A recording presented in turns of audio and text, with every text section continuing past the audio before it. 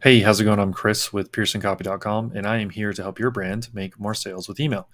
Today, as a part of my 100 emails in 100 days breakdown challenge, I'm going to be breaking down a welcome email from a brand called Bullstrap. They essentially sell leather phone cases. They're very premium products. They're pretty expensive when it comes to phone cases, but I was looking around their site earlier today, and I thought, hey, this is a cool brand. I want to look at their welcome email. Let's see what's going on. So yeah, that's why I'm breaking this one down today. So let's go ahead and dive in. First element we're going to look at with these videos, as always, we're going to go with the subject line. So subject line: Welcome to Team Bullstrap with $10 off. I think this is interesting because they put the actual $10 off in the subject line as opposed to the preview text or not using it at all. Sometimes email service provider filters will filter and pull these emails into the promo tab because of the $10 off. When I got this email in my inbox, it went to my primary, so I'm glad that happened. That's working for them. They're doing something to make that work.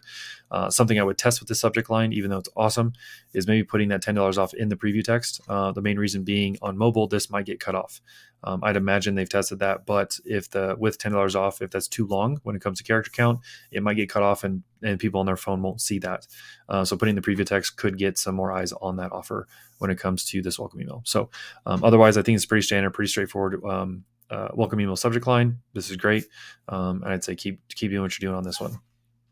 Next element is going to be the from name and the from email. I think this email proves a point I've been making over the last couple of videos, is making the emails feel like they're from a real person as opposed to a brand. Primarily because if you scroll down and look at this this graphic, the email is basically positioning itself as, hey, this is, welcome to Team Bullstrap. This is from the Bullstrap's founders. This is from them. So instead of taking an editorial approach where somebody's speaking about the founders, have this email come from one of the founders speaking about the team or the pair. I think it's more personal. It's going to feel like it's from a real person, and it's going to create more opportunity for emotional connection. So that's one thing. This email just proves that argument a little bit more, and you could test into it with engagement and just see how it does. I'd imagine it's going to do better than what they've got going on now, unless they've already tested out of it, which then it is what it is. But that's what I would test here with the from name and the from email. So moving on down the email here. Again, I've seen this once or twice in my other videos, but can't see this email view in your browser. I think people who want to read these emails or consume these emails in a browser as opposed to their inbox, this is a great thing to have at the top. If you're doing a lot of graphic heavy emails, having this at the top of your email is, I would say, absolutely necessary. Not everybody loads images initially on their first open or the initial open. Some providers actually don't allow you to see the images unless you click on load images. So this here, view in your browser, could actually be a really good thing if you're using a lot of graphics.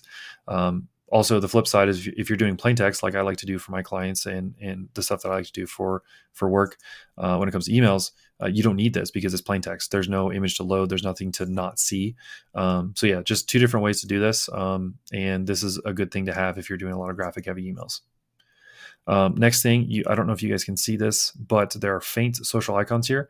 Again, the PDF poll didn't pull the colors and stuff, but they put social icons at the top of their email as opposed to a brand logo.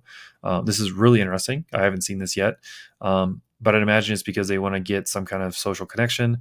They're trying to say, hey, go check out our social, see what it look like. I'd imagine their social channels are showing a lot of proof of like what the cases look like on the phones. So that could be the motive here for this. Otherwise, with the subject line having such a direct offer in it, I would imagine taking these social icons out might actually increase click through and sales, because they're not going to social, getting lost in a feed and not coming back, or forgetting that they were actually looking at phone cases when instead they're looking at cat videos or looking at some influencer's vacation on a tropical island somewhere, right? So maybe test removing these and see if your click through and your sales go up. It's a very, very small thing. It may not make a difference at all, but it's something you could remove and test. Cool. Next element here, we've got the header image here, which I'm assuming they just replaced their logo with this. Welcome to Team Bullstrap from Bullstrap's founders. I think this is awesome. Putting a face to the name is absolutely fantastic. Leaning into this even more and making, again, from name and from email coming from one of these founders talking about the team, introducing the team, I think would be fantastic. The other thing I'm going to mention later is this whole idea of like, welcome to Team Bullstrap.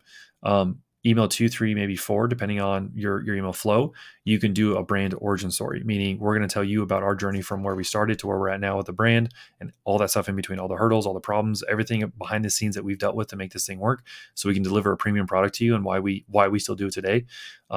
that one of those emails actually they're great because it's story based and it creates an emotional connection. People see themselves in the story, and so they relate even closer to the brand emotionally.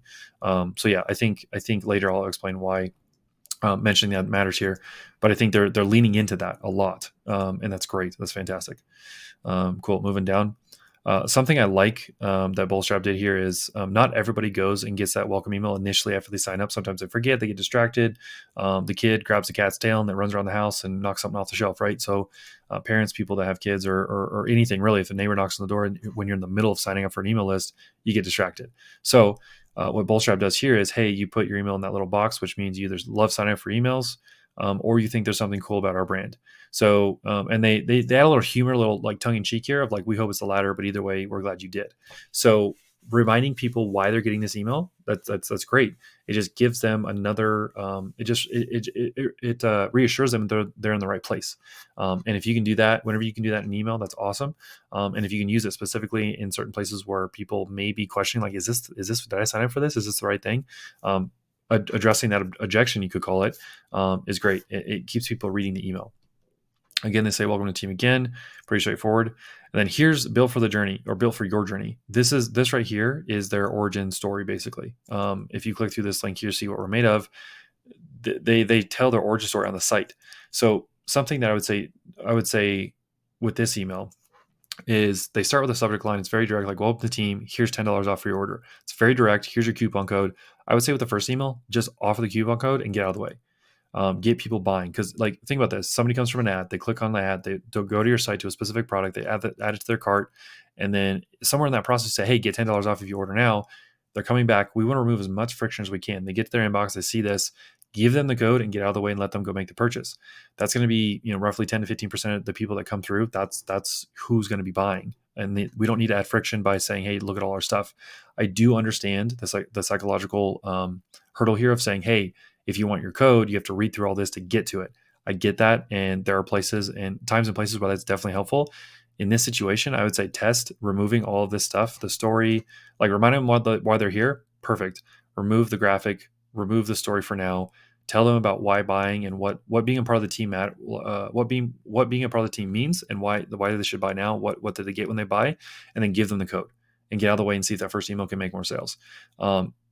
With that being said, email number 2 for like a brand origin story or a creation story of some kind, like a certain product, or ideally I'd go number 2 email would be a brand origin of like this built for the journey. And I would tell a modified version of the story in the email, just plain text, and say, hey, this is so-and-so, the founder from Bullstrap. I wanted to share our brand, our origin story with you.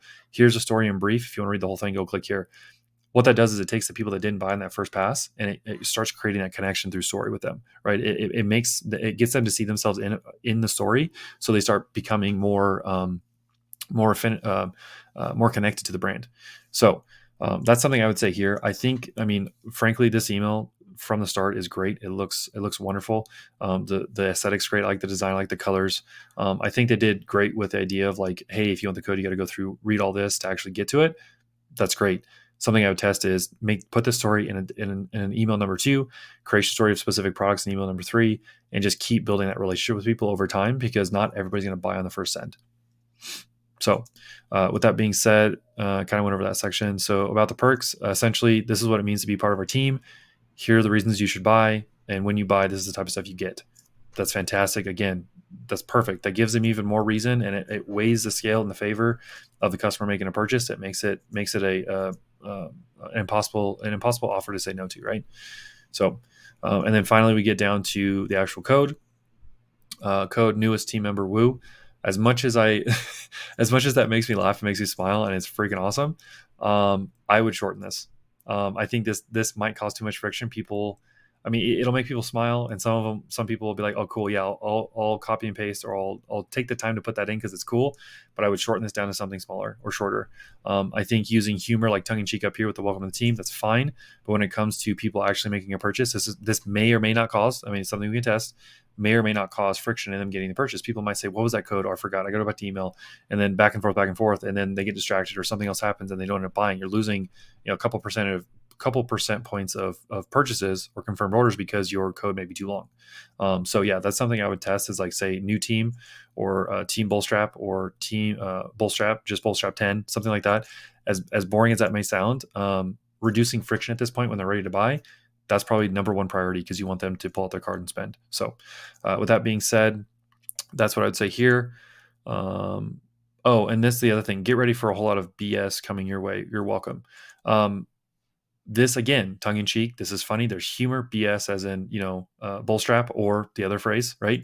I think there's a different way you could probably phrase this. I see the connection, and it sounds like fun, but you're this is going past like making fun of yourself, making fun of your own content. That's something I don't know if I would do. This may work. There may be a little bit of personality they're trying, like the tongue in cheek here. We hope it's the latter. That makes sense. It doesn't feel like it's making fun of ourselves. But here, when it comes to a whole lot of BS coming your way, I think that might toe the line a little too much when it comes to this. Now, if their brand, and I haven't gotten any other emails from them, if their brand is totally just this is their humor and this is their style, absolutely fantastic, great. But first glance, I would consider maybe rephrasing this or taking out and see what that does to clicks and conversions. Last two pieces, again, obvious, standard footer implementation.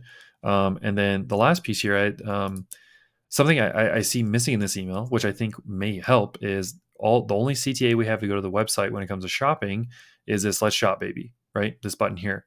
So what I would suggest is maybe putting a gallery of products in here, maybe your best sellers, top 6 best sellers, so that instead of relying on your customers to say "Let's shop" and then basically going through the process of finding the product they want, show them 6, maybe 9 products, depending on how many they have, or best sellers. Let them click specifically on a product, and it takes all that steps in between the email to actually adding to the cart. It takes a lot of it out, which means friction is reduced, which means they're more likely to actually add to the cart and complete the purchase. So that's something I would consider adding at the bottom. With that being said, that's pretty much it for this breakdown. I hope you guys can take these items and these insights and back to your brand and help you make more sales with email.